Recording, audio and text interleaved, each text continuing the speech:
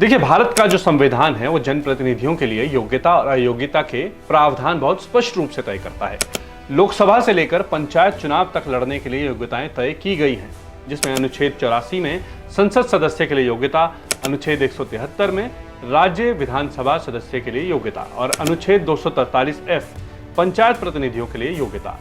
इन अनुच्छेदों में मुख्य रूप से नागरिकता, न्यूनतम आयु सीमा, नाम मतदाता सूची में दर्ज होना और ऐसी अन्य योग्यता जो राज्य सरकार कानून द्वारा तय करे जैसी योग्यताएं शामिल हैं। संविधान ने अनुच्छेद 243F1B में लिखा है कि राज्य सरकार कानून द्वारा अन्य योग्यताएं तय कर सकती हैं।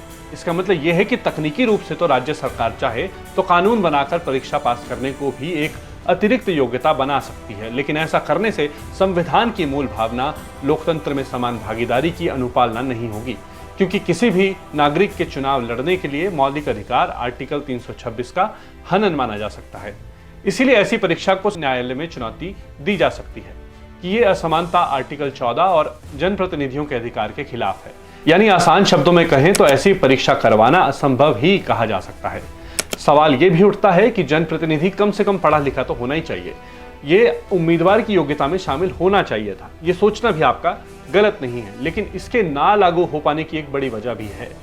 दरअसल राजस्थान सरकार ने राजस्थान पंचायत राज संशोधन अधिनियम 2015 में ये प्रावधान लाया था कि सरपंच पद के लिए कम से कम 8वीं पास, पंचायत समिति सदस्य के लिए 10वीं पास और जिला परिषद सदस्य के लिए 12वीं पास होना जरूरी होगा। लेकिन बाद में सुप्रीम कोर्ट में इस पर एक याचिका दर्ज हुई और कोर्ट ने कहा कि यह निर्णय भले ही नीतिगत रूप से उचित लगे, लेकिन ये संविधान के समान अवसर और लोकतांत्रिक भागीदारी के सिद्धांतों के विपरीत है। इसीलिए 2020 के बाद से राजस्थान ने यह प्रावधान हटा लिया था।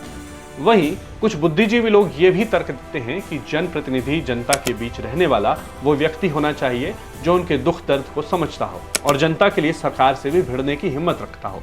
इस पेशे में पैसे कमाने की इच्छा ना रखने वाला ही आगे आना चाहिए, क्योंकि अगर कुछ रकम कमाने के उद्देश्य से आगे आएगा तो भ्रष्टाचार का रुख तो अख्तियार करना ही होगा। जाहिर है कि सीधे रास्ते से तो मात्र अपनी सैलरी में ही गुजारा करना होगा,